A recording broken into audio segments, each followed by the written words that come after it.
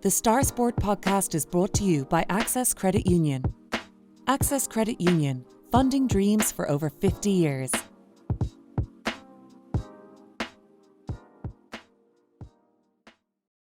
Close your eyes and pull like a dog. And a new Irish record for Phil Healy, 22.99.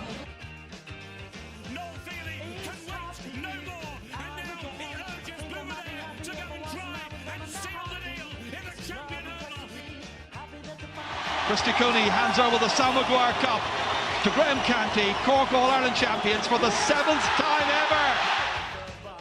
Hello and welcome to the Star Sport podcast. My name is Dylan Mangan of the Southern Star and I'm joined by Star Sport editor Kieran McCarthy. We're very excited for today's episode, but before we get into things, I'd just like to give our listeners a gentle reminder to please rate, review and subscribe to the podcast on Apple Podcasts, Spotify and YouTube.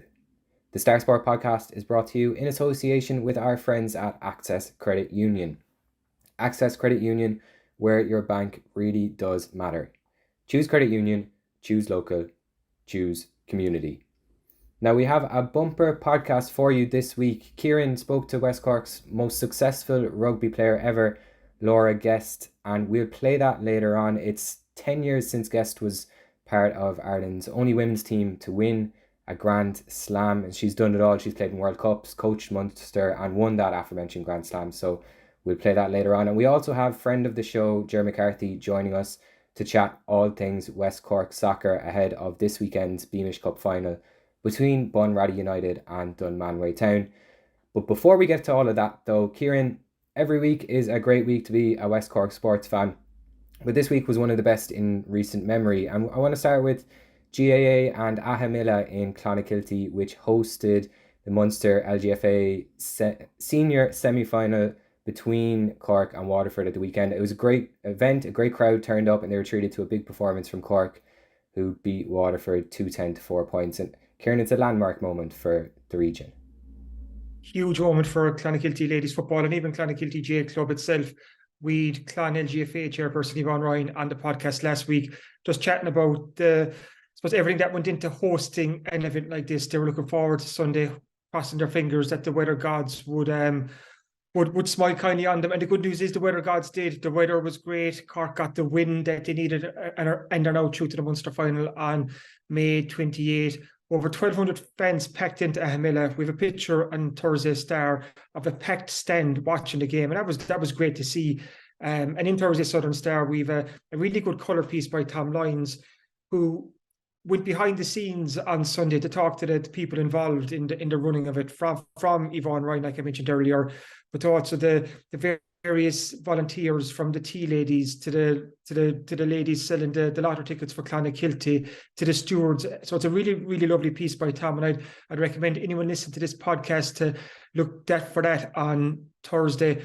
But what it was a community effort. Clonakilty pulled together. They put on one hell of a show. Like I said, Cork gave the performance and they got the win. And the big message coming from this, it was such a success. And fans came from all across West Cork to support the Cork ladies. But this went off so well that Yvonne Ryan was saying after, we're open for business. We're putting our hands up. We'd love to do this again. If the Munster LGFA want Clonakilty to host a game again, they'd be more than willing to do so. I think even just the accessibility for fans in West Cork, instead of having to travel up to the city or having to go to Mallow, there was a big senior ladies football championship game right here in our back door in Clonakilty, in Ahamilla, which has such fantastic facilities. And in Tom Lyons' piece, he even chats to Niall Cahalan, the legendary Cork footballer from Castlehaven, who was extolling the virtues of having a game in West Cork and said we should have more of the same. So tremendous success for Clonakilty GAA. Congratulations to all involved. As Yvonne explained last week, Herculean effort. So much went on behind the scenes that we'll never even know of. But from the pitch looking pristine to everything running so smoothly, hats off to Clon for a great job. Well done. Yeah, we know Yvonne mentioned the Herculean effort, but because it was so successful, I'm sure she'd be happy to put it all in again if they were asked again, and hopefully that does happen. And just quickly looking ahead to the final, how do you think Cork might get on against Kerry? This is going to be an interesting final. Like I said, May 28 in Mallow. Cork and Kerry. This is a Kerry team that's going quite well. They got to the All-Ireland final last year. They're Division 1 league champions from this year. But go back a couple of weeks ago, Cork and Kerry drew in the round-robin stage of the Munster Championship. Cork hit 2-4 in the closing minutes to reel Kerry in and get a draw. So it's very nicely balanced. It's well poised for what's going to happen in Mallow. Shane Ronayne, the Cork manager, was very pleased with Cork's effort against Waterford. They conceded 1 point from play in the entire game. Waterford managed just 4 points in total. And that's a Waterford team that's on the rise. So that was a real plus point for Cork. And they seem to be moving in the right direction at the right time. So I'm sure we're going to look ahead to that game in an upcoming podcast. But Shane Ronayne right now will be happy with where Cork are, because a lot of the headlines are about this Kerry team, because like I mentioned earlier, they've done so well, but you cannot discount this Cork team, especially up in Mallow. So it's one to look forward to, Dylan. Absolutely. And like you said, that game is on in Mallow on May 28th. And moving on just to West Cork soccer, the Beamish Cup is the big game this weekend as Bunratty United take on Dunmanway Town. But Bunratty were also involved in a big occasion last weekend, as they were the team that Drina Rangers beat to clinch their third West Cork League Premier Division title in a row. And Kieran, they only needed a draw on the day to win it, but they came up trumps on Sunday. They came up trumps and they did it in style, Dylan. Robbie McQueen got a wonder goal as early as the 9th minute. We had Matthew Hurley at Cannon Crowley Park on Sunday reporting for the Southern Star, and we have a full page report and reaction in Thursday's paper as Drina were crowned champions again. They are the most consistent team in the West Cork League. This is their third Premier Division title in a row, and that's a testament to Don Hurley and Declan Deasy's group, because this team just knows how to win league titles. We're going to look at the Beamish Cup quite soon, and obviously there's huge excitement around that final. But the league is if the cup is a sprint, the league is the marathon, and this Drina team knows how to pace themselves and how to make their move at the right time. And they are league champions again. That 1-0 win over Bunratty United, and they're deserving league champions as well. Dunmanway Town were the only team that could have caught them if Drina slipped up. And in fairness to Dunmanway, they hammered Skibb 7-1 last Sunday. But because Drina got the result they wanted against Bunratty, it made it all irrelevant, because Drina are champions again. So one of the big questions in West Cork League circles now is, will Drina win a 4 in a row next year? I'm sure Dunmanway Town, Clonakilty Soccer Club, Bunratty United, even Celan and Bear coming up, they'll have something to say about that. So next year's Premier Division looks like it could be a very tasty one indeed. But for now, Drina will bask in the glory of another league title, and it's a feeling they're well used to, Dylan. Yeah, it's their 15th title overall, I believe. And I don't think any team has ever won 4 in a row. So that's something for them to aim for next year. But it also, like you said, the rest of the teams in the league, the target on Drina's back will be bigger than ever. And this weekend, now moving on, we have the Beamish Cup final. It's on up in Turner's Cross. So you spoke to Ger McCarthy just briefly about this. How is that game looking? It's a big game, like George explained, the prestige and importance of the Beamish Cup in the West Cork League. It's a big competition. So we've Dunmanway Town, the experienced team that won in 2020 and 2021, up against the Bunratty United team. We're back in the final for the first time, I think, is it 2011 or 2012? 2012 it was, yeah. 2012, yeah. So that's a long wait for Bunratty. But what's so interesting here, these are two of the top Premier Division teams. Dunmanway are second in the table right now. Bunratty United are just behind them in third place. So the cream has risen to the top. You have two really good teams in the Beamish Cup final. It's on up in Turner's Cross, so the playing surface will be exceptional. It's a great arena for a West Cork League final. It really adds to the prestige around it. So I'm not going to say too much about predictions. I'm going to leave that to our soccer expert, Ger McCarthy, who I caught up with a little bit earlier to preview the big game on Sunday afternoon. Ger, can you fill us in first on the importance of the Beamish Cup here in West Cork, where this competition stands in the West Cork League? I would say the easiest description I could give it is that it is the equivalent of the FA Cup for younger podcast listeners or anyone new to the West Cork League. It has a tradition since its inception of being probably the most important knockout game in the region when it comes to local football. And the reason is it's got such a rich heritage. So many great teams and great players that have come out of West Cork have played in it and won it. There's a lot of prestige around it, and generally, I suppose, any season, irrespective of the era, you normally would have a team's strongest 11 out for their Beamish Cup tie because everybody wants a crack off the cup. I think the fact that the West Cork League took the decision to move it to Turner's Cross was a brave one and the correct one. I think it has added prestige to it. Granted, you mightn't get as big a crowd as you would maybe down in West Cork, but for players and for clubs involved, the opportunity to play at League of Ireland Stadium, I think, is befitting of the occasion. I think players really look forward to it. Anyone that's played that we've interviewed and covered for the Southern Star down through the years talks about the experience of playing, 4 sides of the ground covered in. Usually a good crowd on cup final day as well. And it's getting better as the years have gone on. So in terms of, look, the Premier Division is the pinnacle.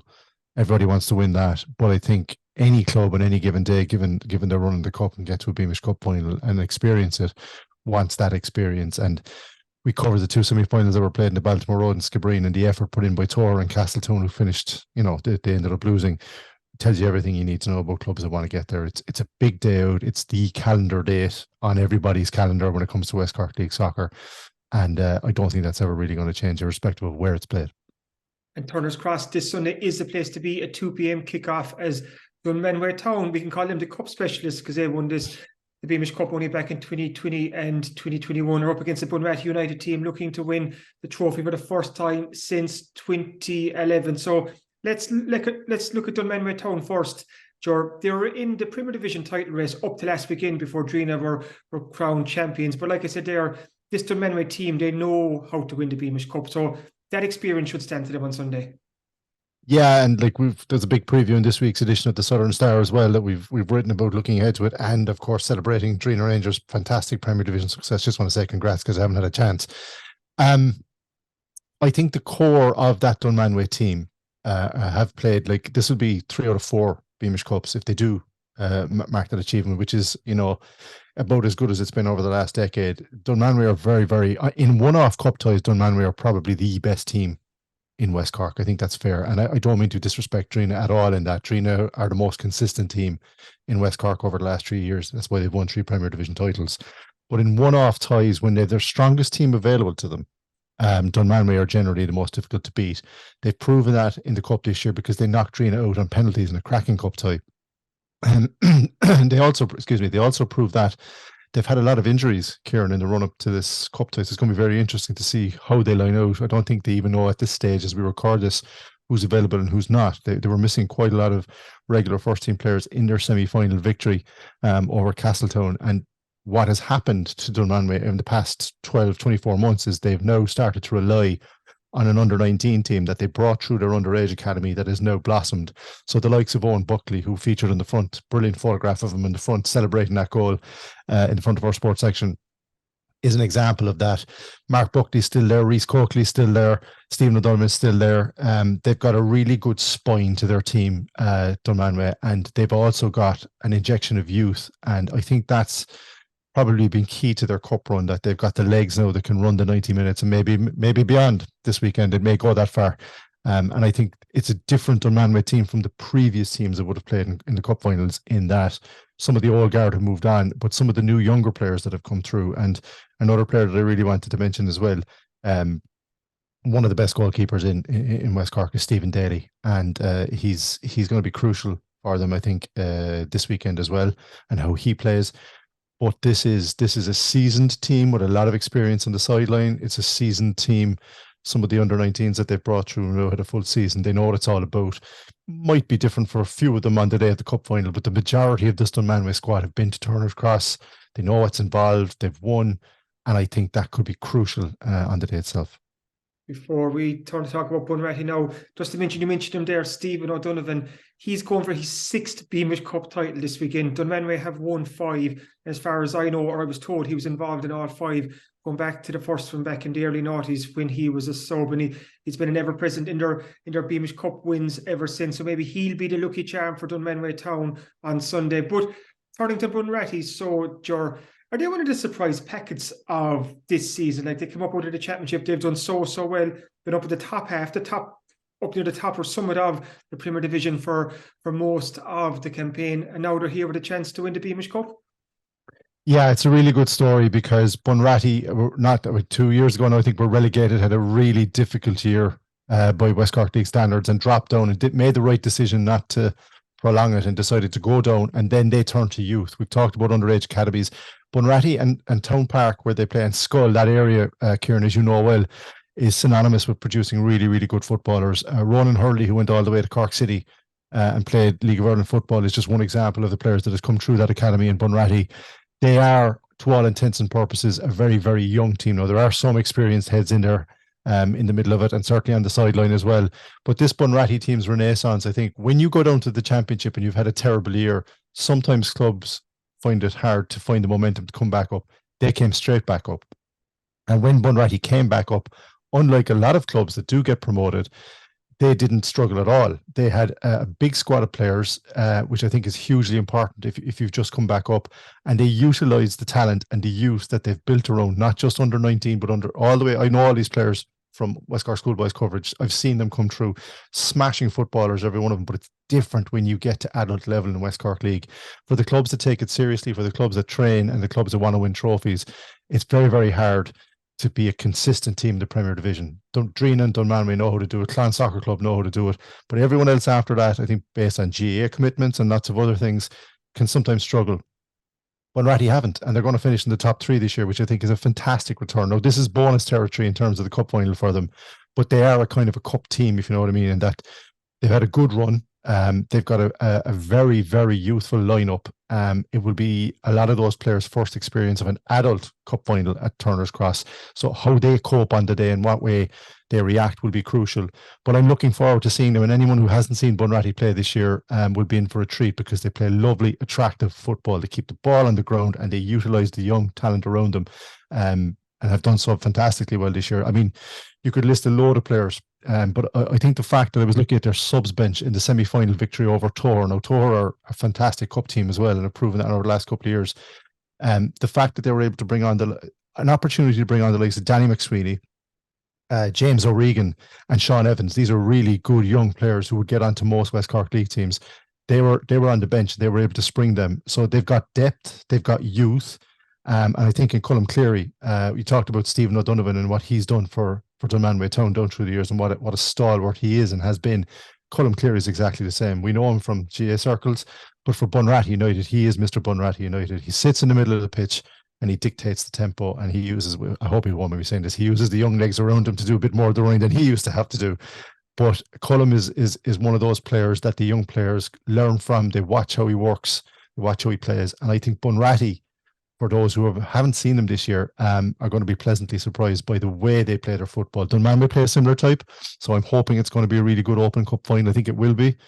But this is new territory for a lot of the younger players in the Bunratty team. I've said that before, and how they react on Cup final day, because strange things happen to players on Cup final days. I've seen enough of them to know that. They've certainly got the talent to win it. I will say that. And what it would do for football in Bunratty and Skull, I mean, you know, Dunmanway have been there, already won it. This would be a huge boost, Kieran. It'd be a massive boost for a club that really need to build. They're capable of building on it. If they can keep the group of players together, it's a lot easier to keep that group of players together if you have a Beamish Cup in your pocket, medal in your pocket for the following season. They are capable of kicking on, but they need to keep the group together. But it's an uphill challenge for them on Sunday, to put it mildly. Final question. So, Ger, can we have your prediction? Look into your Mystic Meg crystal ball there. What do you see happening on Sunday? Like we've just talked about there, the Cup specialist of Dunmanway Town, they know how to win this competition. But you have a Bunratty United team with momentum behind them, and they're looking to cap a great first season back in the Premier. So, who you put your money on? All West Cork League clubs hate when I make these predictions, because I'm usually wrong, to be fair. More often than not, I'm wrong. Here's what I know. It's going to be a very, very attractive open game, because two teams play a lot of good football. It's going to have good support from both clubs, and I hope a lot of people come to Turner's Cross to see it, because they'll be pleasantly surprised. But I've got to go with my gut on this, and I think Dunmanway's recent experience of winning the Beamish Cup and their more experienced squad of these kind of big days in Turner's Cross at adult level, I know Bunratty might have played underage there, I think is going to swing it in their favour. I think it's going to be high scoring. I think it's going to be 3-2 to Dunmanway, and I think we're going to have a cup final to remember. I just hope that irrespective of the result, that Bunratty learn from the day and build on it no matter what, because that's bigger. There's a bigger question here, like, because next season is going to be the most important in the West Cork League's history for a variety of reasons we can talk about on another day. But I'm expecting a really good, open, attractive cup final. I hope it lives up to its billing, but I do think just that little bit more of experience and recent form as well. Dunmanway have been hitting form at the right time. I think Dunmanway will edge it. Has set the scene for a thriller on Sunday. Best of luck to both Dunmanway and Bunratty. The Star Sport podcast is brought to you by Access Credit Union. Access Credit Union, funding dreams for over 50 years.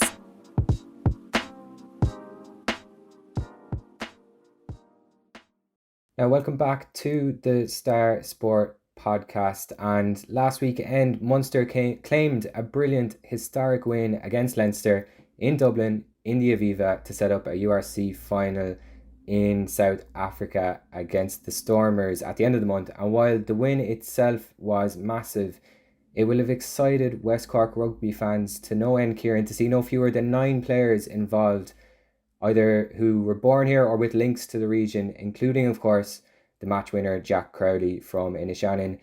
Kieran, the West Cork Mafia is growing and looks to be as strong as ever. The West Cork Mafia, like you said, it's growing, it's getting bigger and stronger. And a hat tip to Three Red Kings on Twitter for he's constantly pushing hashtag West Cork Mafia, but with good reason. Like you said there, Dylan, 9 players with connections to West Cork featured for Munster against Leinster. Got to mention first, obviously, Jack Crowley, the man of the moment, the 23-year-old Inishannon man who kicked that sensational drop goal to win the game. Munster were down 2 points at the time. It was 15-13, and he came up with the goods 3 minutes from the end to send Munster into the URC final on Saturday, May 27. So that feels like a real coming of age moment for Jack. He's on such an upward trajectory at the moment, between obviously getting his Ireland caps, featuring the Six Nations as Ireland won the Grand Slam. He's making a Munster jersey his own right now. And as Peter Mahoney said after, he had the balls to knock it over when he had that chance with 3 minutes to go. So it's a good sign that Jack Crowley is moving in the right direction. And this is a local lad who played at Bandon Rugby Club. He honed and learned his skills at Bandon's Old Chapel ground. And look at him now turning it on up at the Aviva. But he's one of 9. So obviously you've Gavin Coombs from Skibbereen started, you've Ross Carberry's John Hodnett started as well. Then we had the Witchley brothers from over in Bantry, Fineen and Josh, who both came on. And then we have the other links to West Cork, which I'll go through quite quickly, because I think it just shows just how vast this region is. We have Jack O'Donoghue, the Waterford man, whose father Neelis is from Inniskeen. Then we've Shane Daly. His father Bill is a former Bandon Rugby Club captain and is also the current club president. And then we've the Scannell brothers, Niall and Rory. They both played against Leinster, and they have very strong links to Beara. Their late grandfather is the late Big Donal O'Sullivan from Ardgroom, who himself was a son of the TD, Ted O'Sullivan. And Big Donal, Captain Cork in the 1956 All-Ireland football final, and he also served in the administrative side of the GA with the Cork County Board and with the Munster Council. So there you go, 9 men with Munster connections played for Munster. So it certainly is boom time for rugby in West Cork, Dylan. Yeah, and like you mentioned there, that's just the men. The women's game has been as strong as ever. We saw with the Skibbereen team that won West Cork Team of the Year at the recent Sports Awards, and we obviously have a big guest on this week in Laura Guest as well. I like that pun, an important guest, and it is Laura Guest. So this is West Cork rugby royalty. So I got in touch with Laura a couple of weeks back because it's the 10-year anniversary since the Ireland women's rugby team won the country's first and only Grand Slam back in 2013. And Laura Guest from Clonakilty was part of that history-making Irish squad. So I just wanted to have a chat with her about her remarkable career and how she went from playing into coaching and what her plans for the future is. So just a quick synopsis of Laura Guest. She played in 3 World Cups. She played in the Irish women's team that beat the All Blacks in I think it was the pool stage in the 2014 Rugby World Cup. She won 9 interpros with Munster as a player and was captain in her final win in 2014. she then veered into the coaching side of the game, and she coached the Munster women's team for 3 years, 2017, 18 and 19, and she won an Interpro in that time as well. We talk about trailblazers and pioneers. We mentioned Darren Sweetley before from Dunmanway, the first local man to play rugby at the top level for Ireland. But Laura Guest is that in women's rugby. She put women's rugby on the map here in West Cork, but she also put rugby in general on the map, because her accolades and what she has done for rugby here, it should never be overlooked. It should never be forgotten. It should actually be really celebrated, because she's one of the most successful sports people that West Cork have had. And she's also a former West Cork Sports Star of the Year back from 2013 as well. So I was delighted to get the chance just to catch up with Laura again and pick her brains and find out where this love of rugby came from, and just chat about her incredible career. For context for our listeners, Laura played in 3 World Cups for Ireland, over 30 caps for Ireland as well. She was part of Ireland's first ever women's Grand Slam team in 2013, and that was the same year that she was crowned West Cork Sports Star of the Year. Also won a lot of Interpros at Munster, and was Munster women's head coach as well for a couple of seasons. And they're just some of the headlines from a remarkable rugby career for Laura. But Laura, before we talk about Grand Slams and all that, can you take me back to the start of your rugby adventure? Because the rugby scene in West Cork then was a lot different to what we have now. Nowadays, there's so many Munster players in the men's and women's teams, and also Irish internationals in both. But what was the West Cork rugby scene like when you started off? Yeah, and equally nowadays, you have underage rugby in most of the clubs in West Cork as well, which, was unheard of for girls. But I started back in Clonakilty. I suppose I was 16 and was playing a bit of everything. And I was mad keen for any sport, really. And it was just a chance conversation, I suppose, on the way home from playing soccer with somebody. And she was just saying, I'm going to rugby training now, do you want to come along? And I said, sure, why not? And my home house is probably 500 metres away from Clonakilty Rugby Club. So it kind of was an easy enough commute, and it was an easy enough start, if you like. And there was a great group of people in Clonakilty at the time.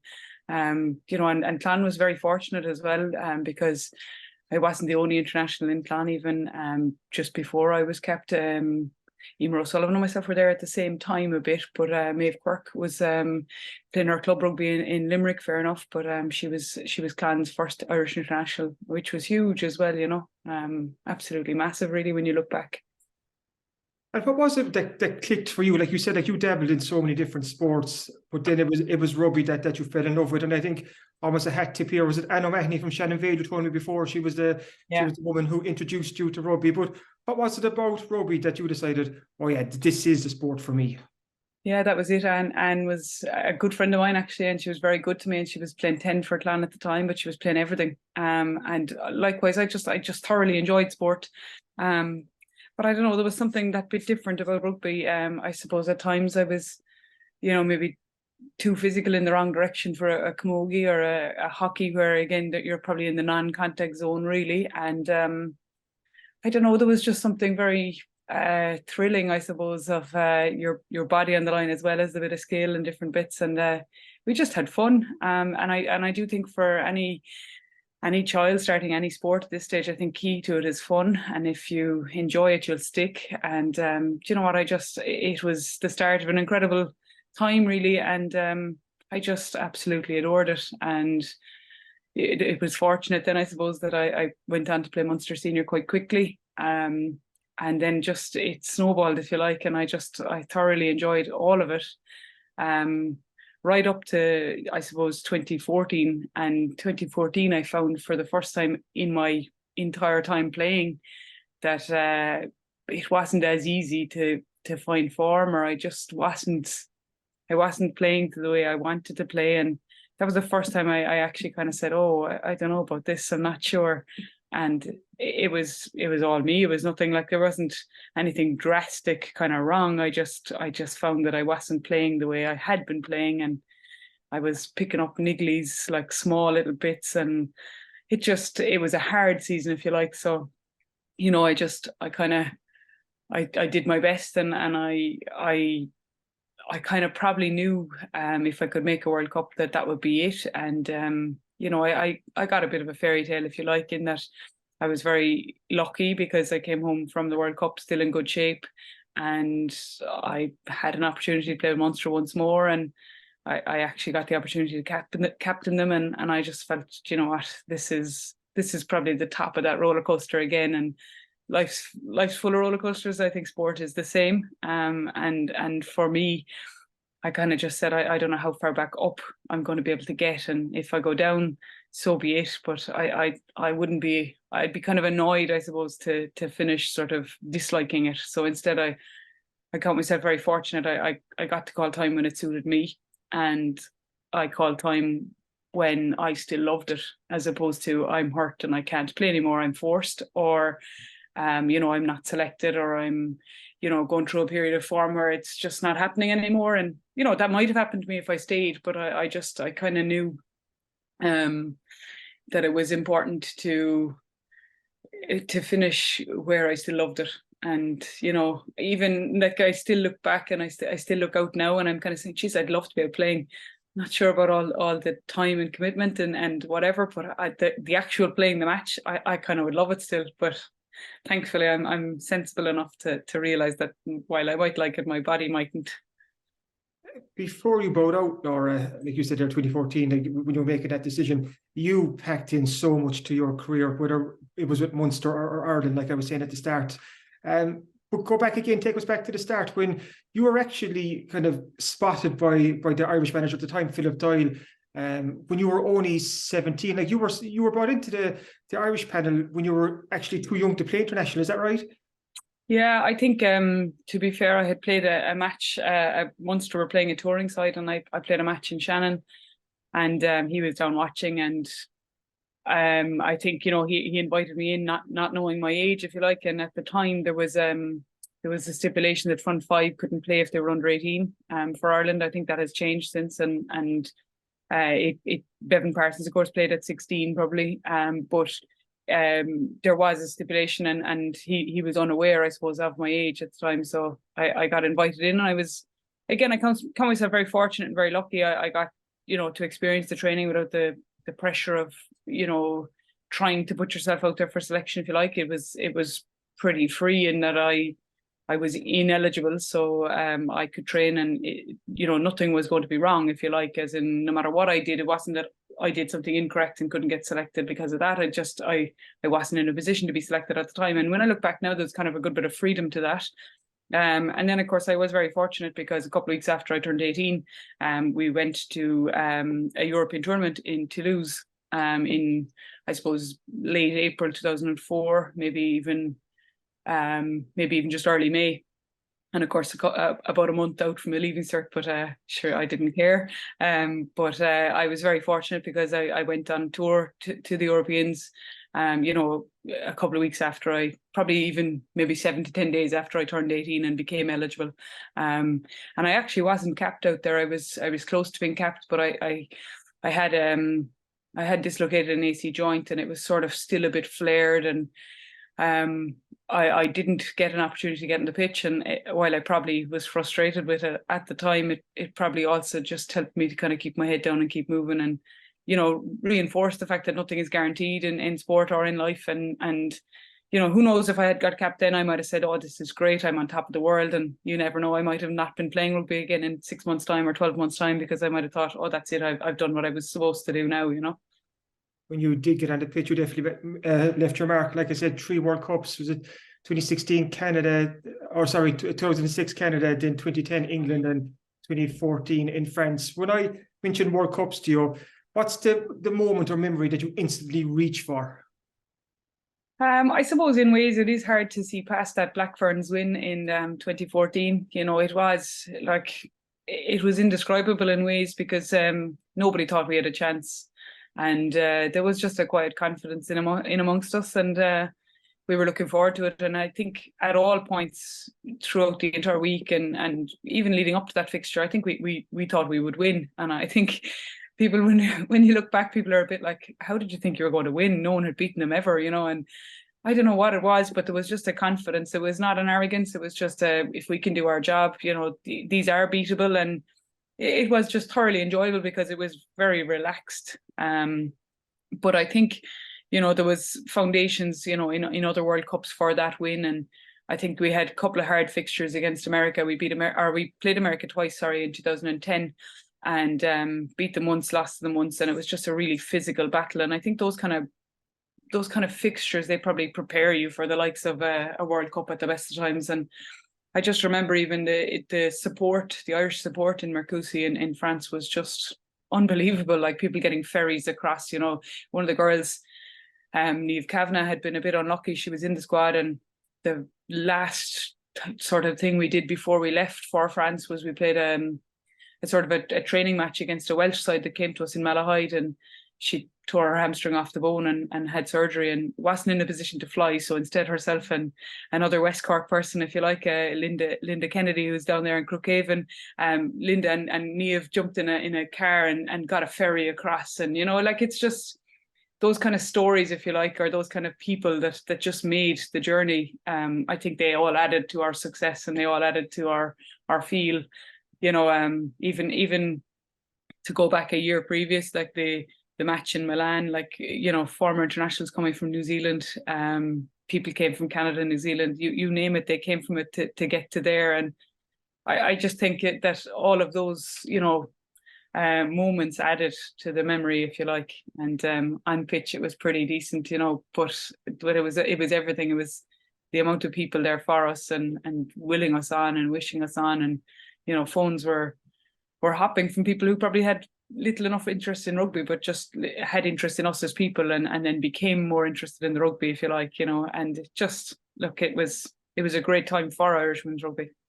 You've mentioned there in the space of those couple of minutes two of the huge moments in Irish women's rugby, that 17-14 food stage win against the New Zealand in the 2014 World Cup. But let's rewind back to 2013. So St. Patrick's Day over in Italy. I think it was Milan, was it? 6-3 Ireland won away to clinch the historic first Irish women's Grand Slam in the Six Nations, and also wrap up the title as well. To be part of that, Laura, that must have been magical. Yeah, it was mad actually in ways, because that season, I would have always said that season, it was our first match that actually made that we won the Grand Slam. We hadn't won away in Wales in a while, and it was kind of a funny enough first half performance, and it was a tough win, but it was a really good win, because we, as I say, look, we found it hard to win in Wales for a little bit, and we'd have no real issue against them at home. So it was a really important one, obviously, to get on the mark and get across that line in that fixture. But then the Milan fixture is kind of funny in ways, because we arrive into Milan, and it's sunny and it's nice, and you're looking and you're out in your captain's run, and the pitch is kind of sand based, but you're looking at it and you're saying this is fine. There's not a lot of grass in it, but it's grand. It's a nice day. The sun is shining. This will be lovely tomorrow. And you wake up the following morning and it's snowing, and you're kind of saying, oh God. And we had rain and snow and sleet and dreadful winter Irish conditions, really. And it was a mud bath.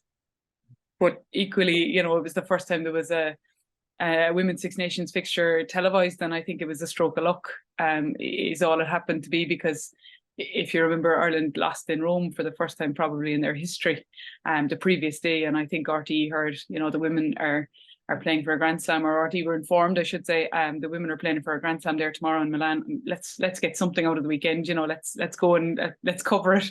And it was probably the first time we had media around for a game and things like that. But it ended up that it was brilliant to have caught that piece of history, I suppose, on TV. And it wasn't probably the most attractive game, but there was plenty of heart in it, and it was, I think, the most exciting 6-3 match I've ever been involved in. But it was on a knife edge for the entire 80 minutes. The Italians were ever improving, and it was probably the start of their, where they're at now was probably started back then. They had been previous to that, they had been sort of maybe not to standard, but they were always improving, and they were a good side then. And it came down to another famous person who's moved on to bigger and better things since then. But it came down to Joy Neville winning a penalty, where the Italians were probably hoping to get their own penalty and kick for a 6-all draw.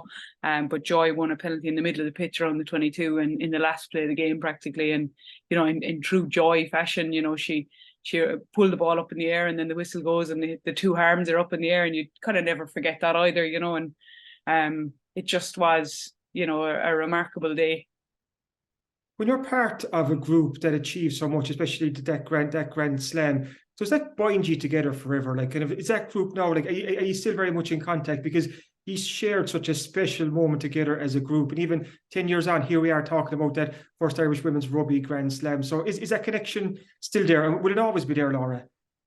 You'd kind of hope it is, and it is to a certain extent. We met there recently, or a group of us met after the last home game in Musgrave Park, and we raised the glass for 10 years on. But we also have a WhatsApp group, and it goes every now and again. And at the minute there, it was going this week with Joy's great news of being involved in the first female to ever officiate at a Men's World Cup. And it goes at times, and then it's quiet at other times. But it's really nice when you bump into people and you haven't seen them in a while. And even Fiona Coughlin was inducted into the Rugby Players Ireland Hall of Fame in November, and that was another nice opportunity for us to gather and reminisce a bit, but also catch up a small bit. And I suppose now it's kind of full circle in that most of the people involved have their own families now, and it's nearly lovely to see. Even there was a group of former players, maybe not 2013 exclusively, but former players with all their children, and the children all playing together at that last match. And it's really nice to see. And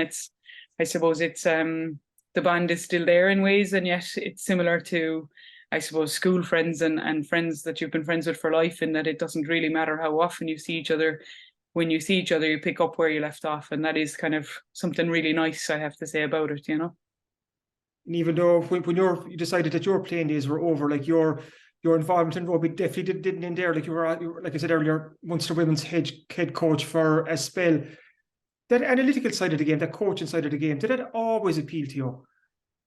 I think it did, really, yeah. I probably fell into coaching a little bit accidentally, if you like. I did summer camps when I was younger, and that was fine. And I was coaching in school where I'm teaching, and like I kind of enjoyed it there anyway. But I kind of took on the role of player coach in Highfield for a spell as well. And I think that was a really challenging one. And it probably did give me the kind of the feel for it a bit more, because you're directly sort of feeling your coaching, in that whatever it is you're doing or you're telling the players to do, you're actually doing it yourself. And it wasn't without its challenges, but I did enjoy it a lot. And I suppose it was seen nearly as a natural progression in ways that I would stay coaching somehow.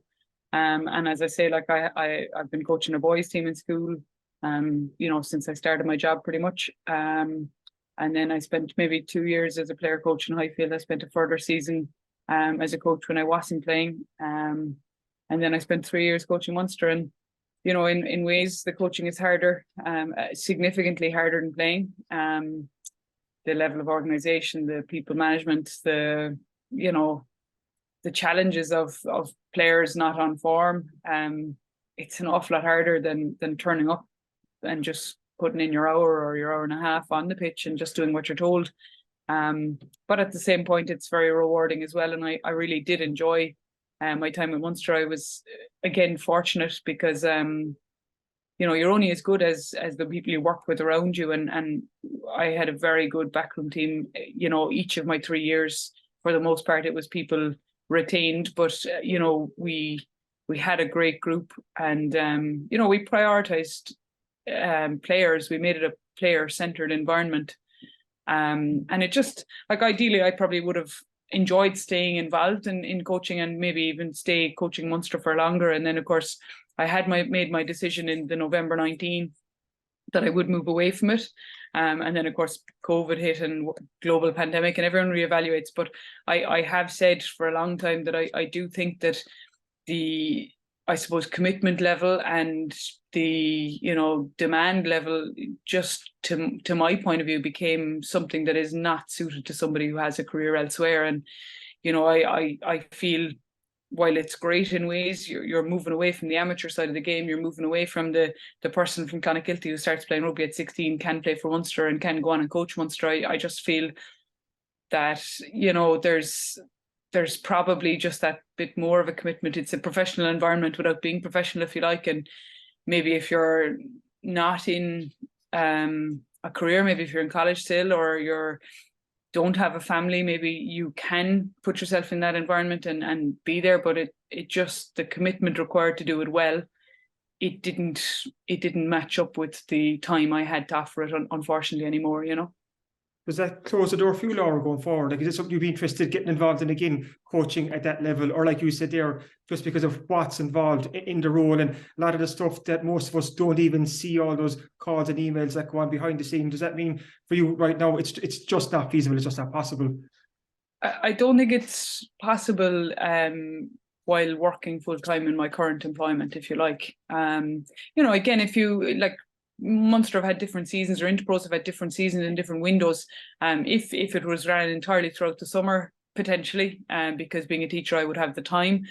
But I can't see, you know, like the amount that it had changed, even in the length of time from me playing to finishing playing, and likewise from me finishing playing to starting involved in coaching. Like, it just became more and more and more of time commitment, of a lengthy season, of, you know, something always going on in the background, whether it was skill sessions, whether it was gym sessions. To me, it doesn't fit where I'm at, you know, unfortunately, in my life anymore. And as I say, it is unfortunate because I did thoroughly enjoy it. I suppose because I'm not in that frame at the minute. I dabbled a tiny bit there lately in that I was asked, and I did co-commentary and for some of the Six Nations games alongside Michael Corcoran on the radio. And you know what, I really enjoyed it because it required far less time. Obviously, there was just the day of the match and the couple of hours. You know, the bit of prep is different as well, because the bit of prep that you're doing for it is you're doing it because you were doing it anyway. You know, you're sort of already paying attention to everything that's going on. You're already looking at all the squad announcements. So I didn't find there was extra preparation involved in it. And yet, you know, you're sitting there, and you being in journalism, you know full well, like it's a tough place as well. It's not easy, and you know, it's certainly, it was something totally out of my comfort zone, but I thoroughly enjoyed it, I have to say. And is that actually like to push yourself out of your comfort zone, just to try a new challenge? Is that something that's like, let's go back to the young Laura who was 16, who tried rugby and loved it. Now you tried the co-commentary and you enjoyed it. Do you like challenging yourself, Laura, just pushing yourself outside your boundary and comfort zone just to see what you can do? Yeah, you could say two things. You could say I like challenging myself, but you could also say I don't know how to say no. But no, I do. I really enjoy. I do enjoy a challenge. Let's face it. I kind of at all times I'm trying to challenge myself. And I, you know, it came up. I got asked, and I said, okay, I'll try it. And you know, I tried it not knowing would I be good or bad. I tried it not knowing would it be one off or would I be asked again. And you know what, I've kind of embraced it, I suppose. And you're sitting there and you're calling it as you see it. But I was always one of these that was sitting there watching the TV and nearly saying what the commentators were saying anyway. So I suppose it wasn't that I thought it could be good, but it was definitely that I thought, okay, I won't be bad necessarily because I watch enough sport. You know, I have enough interest that I often would be watching a match and saying the same thing the commentator would say and things like that. And do you know what? For me, it's not that I'm really involved in the women's game at the minute, but it gave me a connection to it still, which is nice to have. You know. What's your thoughts on the women's rugby scene in West Cork right now? We have obviously Ireland internationals like in your Breen, Laura Sheehan has been involved with the Munster team.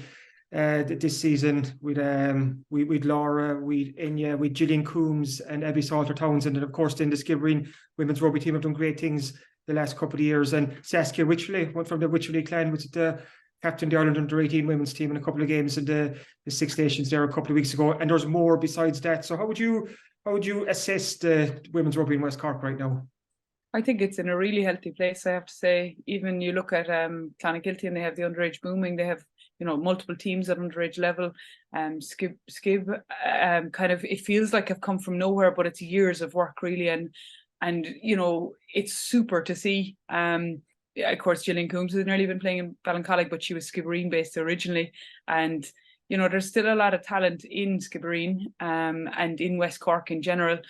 And it's just, even the Bantries of the world, they're doing good things, as you say. The Wycherley clan are producing for men's, women's, everything at this stage. But it's really good to see. And I think even, the challenge that I always see is retaining some of these people into adult rugby. Whereas now with Skibbereen having that adult team and with doing well this year, you have a greater chance that there is somewhere for people to go and play. I suppose, the pessimist in me, if you like, or maybe not pessimistic, but the kind of, I don't know, the real world view in me often says that the people that you need to play to keep them teams going, don't really live in that area at the present moment because they're maybe in college or, they're not quite at the point where they're back working where they're from.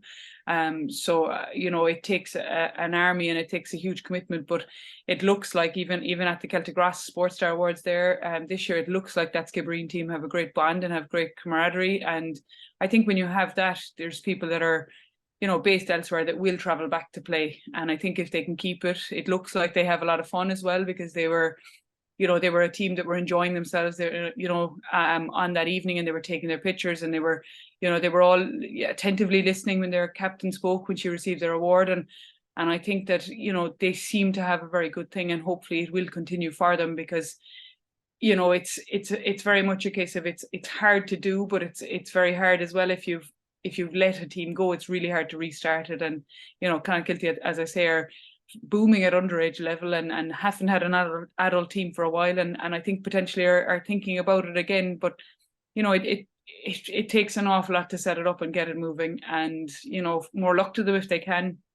But a lot of the girls that are moving on into bigger and better things, the Enyas, the Lauras, they're not based in West Cork anymore, but I know they have good roots down there, and so they will be back. And again, they'll be the kind of people who I'm sure will be willing to go back and help people out, or give a session here or there.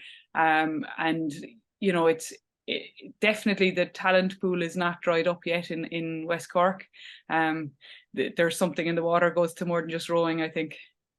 The Skibbereen team didn't try and sign you up that night. They were on a big registration drive the night of the Celtic Ross West Cork Sports Star Awards. They were approaching Cork Camogie players and so on to try and sign them up. They didn't knock at your door, Laura? No, I think they had their sights firmly on the Castlehaven GA girls that evening, which was very impressive as well. Even if they got 2 or 3, from something like that, I think that would really help them as well. Again, Castlehaven in a different sport, but they're doing very good things down in West Cork. And if Skibbereen can grab a couple of players who are also playing some other sport, I think that would be beneficial for both sports. I think sometimes people now maybe are specializing a bit early as well, and they're saying, I need to play this, and this is my primary focus. I kind of feel play anything, play everything, and at times you will find things you prefer, and that's perfectly fine, but don't specialize too early, and don't say, oh no, I can only play this because that's the I'm playing here and that's the commitment I need to give. I think play everything. And as a rugby fanatic yourself, as a player, coach, co-commentator now, to see the health of West Cork rugby, men's and women's, the likes of what Gavin Coombs is doing. We're going to claim Jack Crowley and Shannon as West Cork as part of this exercise, with the Wychleys, the Coomses, John Hoddit, Cian Hurley, Clon, Inya, Laura. It's just incredible to see the rugby boom in West Cork over the last 10, 15, 20 years. It must make you really proud to see what West Cork is producing. Absolutely. I just think, for a kind of probably a GA area and probably a football area, if you like, as well as maybe the rowing. I think it has packed its punch definitely with the rugby. The likes of Bandon Grammar School and what they're doing, even Closh Public and Bantry, they're playing rugby very well for a long time. I know the Wycherleys went to Roscrea, but they started out in Bantry Rugby Club. You can guarantee it. And I'd say would have been adding to that school, if they had stayed there. But it's really good to see. I mean, I think John Hodnett is a great player, I have to say. He seems to have a bit of everything. And again, Ross Carbery, not really a rugby place, but came through Clonakilty and playing really good rugby with Munster. I feel like Gavin Coombs, I don't know what else he can do in one way to get into an Irish squad again, because he's been in the training squad, but he hasn't been in the match squads, if you like, throughout this Six Nations. But again, I suppose that's the depth of the current Irish setup. And, you know, he's just head down working hard. And I remember seeing Gavin first when he was probably 14 or 15 playing with Bandagrammer and coming up against my school. And I just thought from the very first time I saw him, I thought, geez, this guy has something. And I think he is a really good advocate for rugby in West Cork. He just seems to have the head down and working hard, and he's had setbacks, he's had injury setbacks, he's you know, won a cap or two and then kind of fallen back out, but he's just continued to work hard and let his performances on the pitch do the talking. Again, he was immense last week, and you know, if Munster can win this weekend, it would be huge. But I think it'll be, you know, again, the likes of those young players, it'll be their performances mean that Munster can or can't win. And Jack Crowley, you know, he's just come from nowhere, if you like, you know, out of 20s pretty much straight into senior. And I think, again, just really good for young people in West Cork to see that.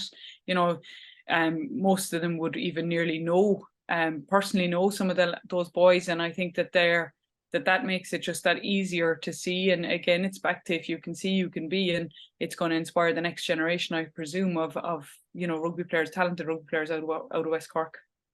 And I know you're quite modest, but you were part of that trailblazing pioneer back in your day, Laura. Like you were a local woman from Clon who went to hit the highest of heights with Ireland. Look at what Darren Sweetnam did for men's rugby in West Cork. A young fella from Dunmanway who won the first West Cork band to win an Irish senior international cap. So it's just great to see West Cork rugby has such legendary figures like yourself and Darren who put West Cork rugby on the map. But I just want to thank you for your time. Lovely to pick your brains and reminisce over the last your incredible career. But before I let you go, I have to ask you too about Irish women's rugby right now. And like you said, you are a co-commentator. It was a disappointing Six Nations.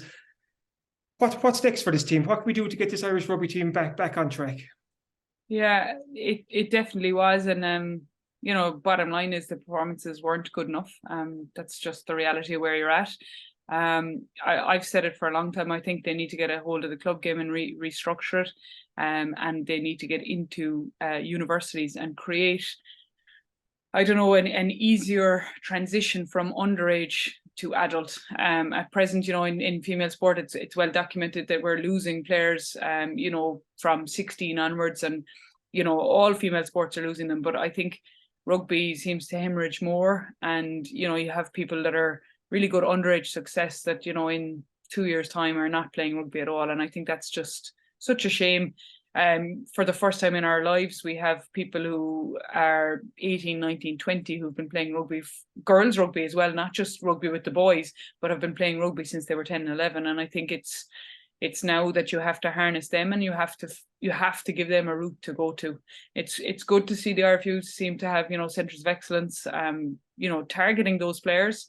But I think they need to take control of a college league, and I think they need to restructure their AIL.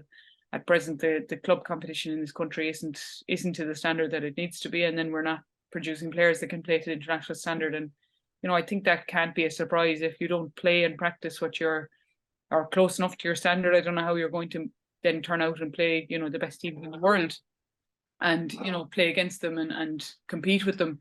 So I hope that the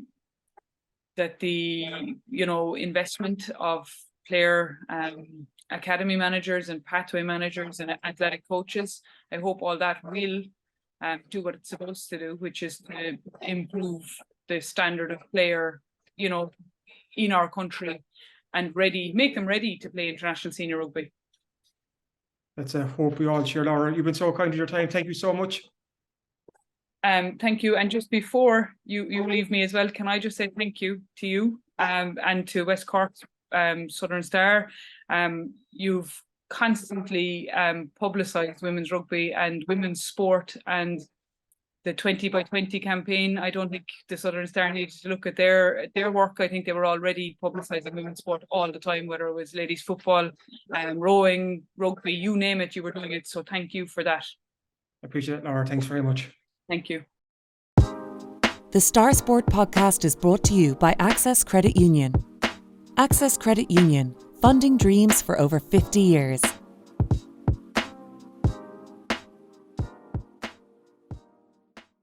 Welcome back to the Star Sport podcast following that great chat with Laura Guest. And we're now going to take a look at what's coming up in this week's bumper sports section. And Kieran, 28 pages, I believe. 28 pages, the biggest of the year so far, and certainly up there as one of the best sports sections we put out on Thursday. So any listeners to this podcast, if you listen to it on Wednesday, Thursday, Friday, Saturday, you need to pick up the Star, whether it's in your local shop or you can read our e-paper online as well, because there is something for everyone. Obviously, some of the stories we've covered in this podcast already, they're all in there, including interviews with Laura Guest and so on. Also, we have a piece about Sean Daly. He's the Randall Ogue hurler who was part of the Cork Under-20 team that won the Munster Championship on Monday night. And Sean is the only Carbery representative on that Cork Under-20 hurling panel. And Matthew Hurley caught up with the people of Randall Ogue to talk about their pride in what Sean Daly has achieved. We have a big 2-page special on Ahamilla hosting that big inter-county game, and that's well worth to read. We're looking ahead to Cork and Clare in the Munster Senior Hurling Championship, and good news on the injury front with Sean O'Donoghue from Inniscarra back in. Also, the Cork Miners had a superb win against Kerry last weekend, and I've spoken to Cork Miner manager Ray O'Mahony. It was great to see some local lads still going so well. Dara Sheehy from Bantry Blues kicked 1-5. Timmy Cullinane from Balliscarty. Timmy Cullinane from Balliscarty played quite well with Frank Hurley from O'Donovan Rossa, Liam Howerhan from St. Columb's, and they're just some of the local lads involved. We also have a full-page report from the Cork College's Under-16 football final, where the Hemmies beat Clonakilty Community College in a derby. Then we've the soccer Beamish Cup final preview, a full page on Drina Rangers beating Bunratty United. We've the Bantry Under-12 girls basketball team. This is how good the sports section is this week. We're looking at them. They had an incredible season, Dylan, where they won it all. A 36-game season, but this brilliant Bantry Under-12 girls basketball team came out on top with more trophies than we could count on two hands, I think. Incredible success. We have an interview with Mark O'Donovan, the former world champion rower, who's racing in the Ross Talton while people are listening to this podcast. It started on Wednesday. It goes to Sunday, a 5-dayer. And this is the former Skibbereen rower who's now making his mark in the world of cycling with Blarney Cycling Club. So there's that and loads more, including Martin Bohan, the county senior men's roadbowling champion from Cara, who's been dethroned. He's out already. And the Sexton, the defending women's champion, beat Geraldine Curtin, in her first score. So there's that and so much more. So it's a good one, Dylan. Yeah, I'd say this week is a must buy for everyone. And of course, we have an 8-page photo special as well of the recent 2023 Southwest Rowing Schools Regatta. So there's pages of photos there. And pages. And photos of every single crew that were involved. So that's a nice souvenir for anyone who was involved, any families, neighbours, friends, the schools themselves. So please get out and buy that. And as always, if you're further afield or you can't make it to the shops, you can subscribe to the Southern Star e-paper and get the Southern Star on your laptop, tablet or phone. So just head to subscribe.southernstar.ie, enter your details, and you'll get an exact replica of the newspaper for less than €2 per week. Absolutely worth it this week, I would say, and every week. As always, thanks for listening to the Star Sport podcast, and thanks again to our sponsors at Access Credit Union. If you've enjoyed this, please remember to rate, review, and subscribe wherever you get your podcasts, and we'll be back again next week.